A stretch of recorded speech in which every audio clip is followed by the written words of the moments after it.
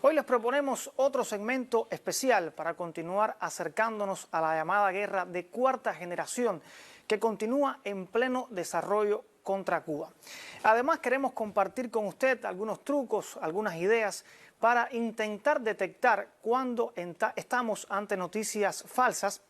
Y además, y esto es muy importante, nos vamos a estar preguntando si basta con denunciar y desmontar en nuestros medios esta arremetida comunicacional contra la isla. Acompáñenos.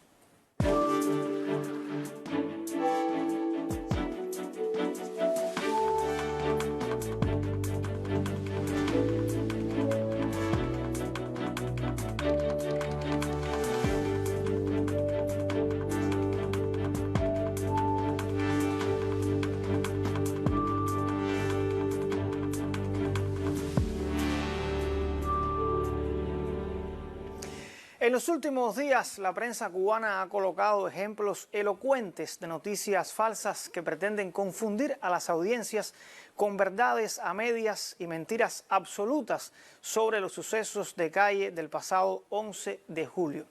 Sin embargo, además de la fake news, existen otros elementos que no son tan fáciles de captar por las audiencias, porque si bien el mensaje se sustenta en rumores, falsas hipótesis y mentiras, este mensaje se elabora con muchas sutilezas para esconder la manipulación.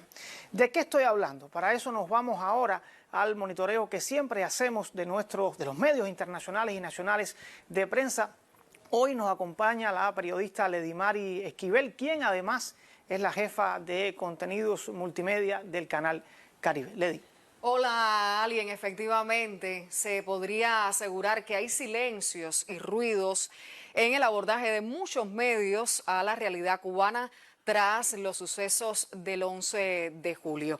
Y defino como ruidos a ese contenido malintencionado, poco serio, que se generó en sitios de redes sociales y que fue replicado por no pocos medios que no verifican la información y que se hicieron eco de posts publicados que informaban sobre supuestas manifestaciones en ciudades como Cárdenas o Santa Clara, cuando alguien en realidad lo que reinaba era el orden y la tranquilidad. Y esto contrasta con ciertos silencios de hechos que sí son noticias, como es el caso de ataque con cócteles Molotov a la sede diplomática cubana en París. Y no hay que ser periodista para entender que sucesos violentos como los que describen las siguientes imágenes merecen ocupar titulares.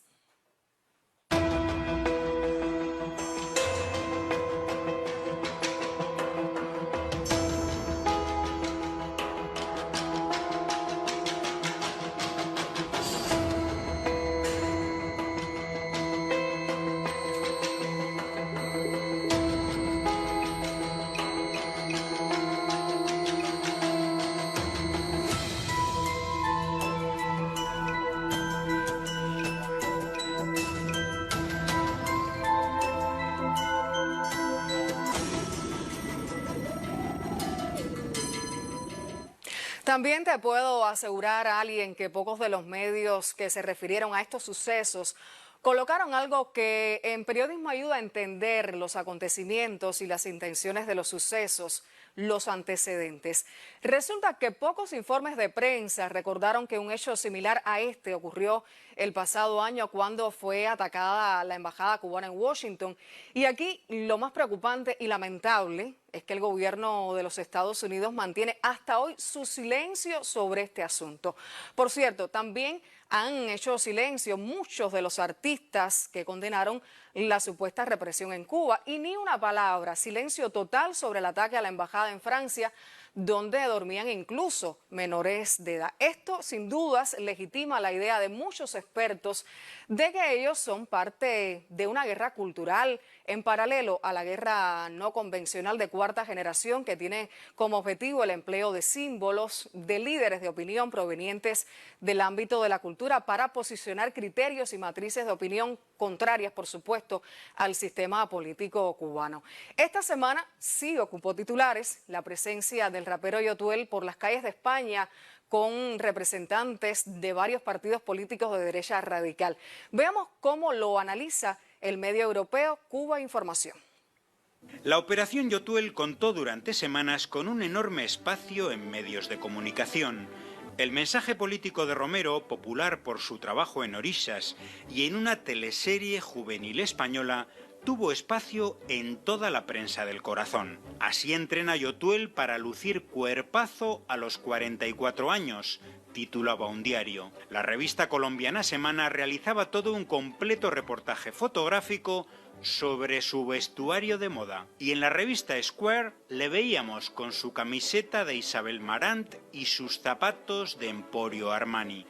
Un mensaje repetido en todas sus entrevistas es que Internet ha traído la verdad al pueblo cubano. Algo, por cierto, que contradice el tradicional mito de la censura de la red en la isla. 10 años atrás o 20 años atrás tú decías, hospitales en Cuba. Tú veías entender los hospitales que firmaba Cuba. Pero tú pones ahora hospitales en Cuba y ves los hospitales que firma el pueblo. Entonces ya no puedes esconder eso con un dedo. Conclusión. Para conocer el sistema de salud de Cuba o de Francia, ¿para qué acudir a los estudios o estadísticas de la OMS teniendo unos vídeos grabados con el móvil? Casualmente todo lo que he aprendido de libertad de expresión lo he aprendido en España. O sea, aquí no hay miedo a hablar. Tú puedes plantear tu voz y hacer tu voz públicamente en todos los medios. Claro, siempre que en esos medios digas lo que dice Yotuel Romero. Porque si dices lo contrario, no saldrás en ninguno. Y si empleas las redes sociales para ello, puedes acabar como Pablo Hasél, Valtònyc o Elgio, condenado a prisión. Pero regresemos a los actuales problemas de Yotuel Romero con sus excompañeros de Orixas, Russo y Roldán. ¿Saben cómo arreglan esto en Miami, verdad? Como siempre lo han hecho, con el miedo. Con el mismo miedo que hizo que gente de Zona y de Stemer Bueno, para no perder la residencia en Estados Unidos y levantar el veto impuesto en Miami a sus contrataciones, participaran en el tema Patria y Vida. El titular del nuevo Herald no deja lugar a dudas. El gobierno de Cuba ataca a Yotuel utilizando a Russo y Roldán, que podrían ir a prisión. Así es la lucha por la libertad de Cuba con los viejos métodos de Miami. Aquí lo teníamos, compromiso con el pueblo, carrera artística o carrera política. En una guerra no convencional, la cultura constituye sin dudas una herramienta esencial. La sugerencia, como siempre, es buscar detrás de esos titulares donde muchas veces se esconde un abismo de diferencia entre periodismo y realidad. Alguien. Sí, Lady, me gustaría añadir a lo que tú hablabas, al análisis que hacías de medios cuando te referías a los silencios. También hay que referir una denuncia que hacía el propio presidente cubano Miguel Díaz-Canel Bermúdez ayer cuando hablaba que, por ejemplo, más del 49% de los matanceros mayores de 19 años ya se han vacunado. También hay una reducción de la tasa de letalidad a causa de la COVID y, sin embargo, ya ahora Matanzas no es titular en los grandes medios de comunicación y entonces uno se pregunta, ¿es una intención periodística o hay de fondo una intención evidentemente política? Lady, tú también hablabas de la guerra cultural, pero está también la guerra económica, la guerra política, diplomática, y es por eso que los expertos hablan de una guerra híbrida, porque son muchos frentes que se abren con el propósito de generar malestar en la población, amplificar en los medios tradicionales e Internet estas carencias, ese caos para conducir a un estallido social y que luego vengan los salvadores, que lo hacen con una intervención humanitaria que termina a la larga en ocupación militar. Esto no es un invento o fruto de la paranoia, está en el Manual sobre Guerra No Convencional del Gobierno de los Estados Unidos, un documento que ya tiene una década. Y para tales propósitos es necesario generar confusión, alarmas y matrices de opinión sobre sucesos irreales. De eso nos cuenta ahora desde la calle la colega Regla Abreu. Buenos días, Regla, adelante. Sí, gracias, Alien. Buenos días. La desinformación no es un fenómeno nuevo. La historia de la manipulación es casi paralela a la de los medios de comunicación. Y en los tiempos actuales, cualquier persona con una computadora, tablet o teléfono inteligente puede crear, difundir, incluso viralizar noticias de fuentes dudosas y malintencionadas. Los nuevos canales de información no siempre contrastan el contenido. Como consecuencia, una noticia se distribuye y llega a miles de personas en tiempo récord y no siempre es veraz. Los receptores desconocen todos los elementos del hecho que se está tratando de publicar, y las personas que publican esas noticias falsas se aprovechan de ese desconocimiento y magnifican o tergiversan una parte de ese hecho noticioso. No la dan toda, no explotan todas las aristas, y el receptor solamente conoce esa parte que la mayoría de las veces es tergiversada o magnificada por el emisor del mensaje. Antes de compartir una información, tómate un minuto y piensa. Las noticias inventadas se hacen para producir grandes sorpresas o rechazo, así que si te causó una de estas reacciones, desconfía. Desarrolla el hábito de investigar. Cuando una noticia es cierta, es más probable que mencione fuentes, que incluya enlaces y que cite documentos oficiales. Verifica el momento en que se publicó. Sacar una noticia de contexto y divulgarla en una fecha diferente también es una forma de desinformación. Los medios de prensa tienen una función muy importante en este sentido, porque les toca, primero, informar a la población, les toca contrastar esa fuente, dar la visión más amplia de un hecho o un suceso noticioso, le toca darle seguimiento, le toca incluso no impedir que circulen esas noticias falsas, pero sí le toca desmentir los hechos que generaron esas noticias falsas, que a veces nuestros medios de prensa lo hacen, otras veces es mucho más difícil hacerlo porque a veces es difícil perseguir de dónde surgió esa noticia falsa. Y los medios están abocados a eso hoy, a tratar de dar una información abarcadora, amplia, contrastada. Hace algunos años, la Organización de las Naciones Unidas para la Educación, la Ciencia y la Cultura alertó que las personas no están preparadas ni poseen las herramientas necesarias para enfrentar la desinformación y las campañas de fake news. La educación desde edades tempranas podría ayudar a las nuevas generaciones a desarrollar una mirada crítica ante la sobreinformación que circula en las redes. Fue un reporte especial de Regla Abreu Gainza para La Lupa. Gracias, Regla. Continuamos en La Lupa. Coincido contigo en que es urgente dotar a la ciudadanía de herramientas para enfrentar desde el conocimiento, desde la cultura, toda esta avalancha de mentiras disfrazadas de verdad. Yo quiero, antes de contactar con nuestro invitado de hoy, compartirle un video animado de poco más de un minuto realizado por jóvenes mexicanos y que explica de un modo, diría yo, muy desenfadado este efecto de las noticias falsas. La forma en que el COVID-19 se contagia hoy es similar a cómo se propaga la desinformación. Las noticias falsas son aquellas que alimentan nuestros miedos. Las fake news o noticias falsas se transmiten tan rápido como esta enfermedad. Todos estamos en riesgo de contagiarnos de noticias falsas. En la mayoría de los casos, estas fake news se comparten por redes sociales. Ojo, también en los medios tradicionales de comunicación hay fake news. Estas noticias falsas nos hacen tomar decisiones que nos pueden impactar de forma negativa e incluso dañar nuestro bienestar y nuestra tranquilidad. Su propagación puede generar temor y confusión en la población.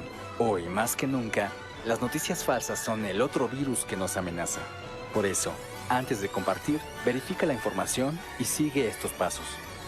Lee la noticia entera, no solo el título, antes de compartirla. Si el título te causó una reacción emocional muy grande, desconfía. Las noticias inventadas buscan causarte grandes sorpresas o repulsión. Investiga la fuente. ¿De dónde viene? ¿Quién es el autor? Busca datos que respalden esa información, ya sea científicos, oficiales de una dependencia de gobierno o que sea un medio oficialmente reconocido. No te dejes llevar por una imagen o video. Comprueba que la imagen sea real y la fecha en la que se elaboró. O rastréala en Google, arrastra la imagen al buscador y te dirá de qué se trata. Una noticia no es cierta porque esté publicada en un sitio web. Tampoco porque salió en un medio de comunicación tradicional. Para mantenerte informado, consulta fuentes oficiales. Por ejemplo, la Organización Mundial de la Salud y los mensajes oficiales del gobierno. Tú puedes detener la propagación de cualquier virus, incluido el de las fake news. Evita contagiarte de información falsa y contagiar a otros. Vamos a profundizar en el análisis ahora en La Lupa y para eso contactamos con nuestro invitado. Se trata de Javier Gómez, él es analista de medios, también realizador audiovisual. Javier, me gustaría comenzar conociendo qué papel ocupan hoy las fake news en esta guerra de cuarta generación contra Cuba. ¿Es esencial o hay otros elementos que son, digamos, más importantes en estas acciones de alguna manera hostiles desde el punto de vista mediático? Convencional, es solamente un asunto de la fake news. ¿Cómo lo ves tú? Gracias por la invitación. La fake news se ha convertido en un elemento secundario en la guerra mediática, especialmente en tipo de guerra mediática que se hace en Cuba. Si partimos de la idea de que la fake news, como su nombre lo indica, noticia falsa, es un evento que realmente no ocurrió o algo que no está ocurriendo y que se intenta que la población crea que sí efectivamente está ocurriendo. Por lo tanto, es un engaño completamente. Ya nosotros lo que hemos visto es evolucionar en el cual, una evolución en la cual se toman elementos de la realidad, que por supuesto están ahí, son ciertos y verdaderamente existen, y se utilizan para proyectarlos mediáticamente en las redes de forma, por supuesto, sesgada, manipulada y sobre todo en una construcción que va constantemente en busca de la irritación de las personas. Una irritación que sea permanente y que la persona vaya pasando a través de su muro de Facebook o distintas redes sociales, vaya constantemente recibiendo impactos emocionales.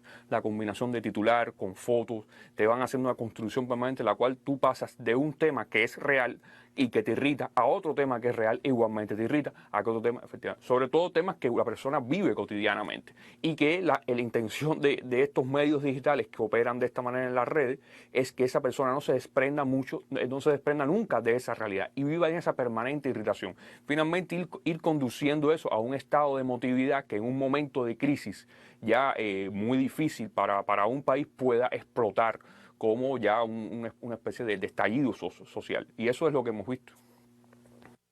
Javier, como tú sabes, nuestro espacio hace el análisis de los sucesos de la vida, del acontecer nacional e internacional a partir de la visión de los medios. Y este tema de la fake news ha sido muy bien tratado, a mi juicio, por la prensa cubana, el desmontaje de noticias falsas. Pero, ¿qué retos, qué significaría, qué consecuencias tendría que los medios cubanos se queden solamente en el desmontaje de lo que son las noticias falsas? Siempre se hace énfasis de que ante un mundo virtual, o sea, la guerra virtual que se hace, se gana realmente en ese ámbito que está conectado precisamente con la realidad. Si no, no se gana. O sea, si tú no ganas en la realidad, nunca vas a ganar en la virtualidad. Y ante los problemas lo que hay es que solucionar los problemas, resolver los problemas, trabajar con ellos es muy difícil porque el país no cuenta con los recursos para solucionar esos problemas. Muchos vienen de años, de décadas, incluso de siglos, son arrastres, temas burocráticos, temas que tienen que ver con la corrupción, temas que tienen que ver con muchísimas cosas que a veces son asuntos tabúes en la prensa. Y si los medios tradicionales no utilizan la fuerza que tienen, como la televisión que sigue teniendo muchísima fuerza, para irse por encima a esas intenciones de guerra mediática con el uso de redes sociales y se sabe conectar además con sus propias redes sociales, entonces todo el discurso se queda en lo que conocemos, en una tendencia constante de irritación de la población. Y no vale de nada poner constantemente que sea una competencia a ver quién pone la noticia primero, si tú meramente lo que puedes hacer como medio tradicional es poner la noticia, poner la información y luego no eres capaz de convertirla en opinión. Si tú no tienes un aparato mediático propio que sea capaz de convertir eso en una matriz de opinión hacia una comprensión por parte del público, hacia la búsqueda de una solución y si es necesario hacer una rectificación de cosas por parte del Estado del gobierno, pero dentro de una estabilidad del país, entonces quienes lo harán serán los enemigos y convertirán cualquier noticia que tú pongas, por inmediatamente que lo hagas y rápido que lo hagas, lo pondrán en su maquinaria y lo convertirán en matrices favorables para ellos. Por lo tanto, la competencia no es ni siquiera ya de velocidad de la información, sino de construcción de la opinión. Muchísimas gracias, Javier, por tu contacto, por estas palabras para La Lupa. Amigos, Cuba sigue bajo el fuego de una guerra sin fusiles, pero no por eso menos peligrosa. Para hacer frente a las hostilidades de la llamada guerra de cuarta generación, la isla necesita consolidar una estrategia de comunicación que no solo esté pensada para contraatacar al adversario. Esta es una batalla asimétrica donde Estados Unidos posee los principales medios de destrucción masiva, Pero Cuba tiene miles de razones que defender y que son obra de una revolución que, dicho sea de paso, no llegó al poder apretando las teclas de un teléfono. Sin embargo, en esta guerra no basta con tener la razón o la verdad. Además, es necesario saber contarla. Hasta la próxima.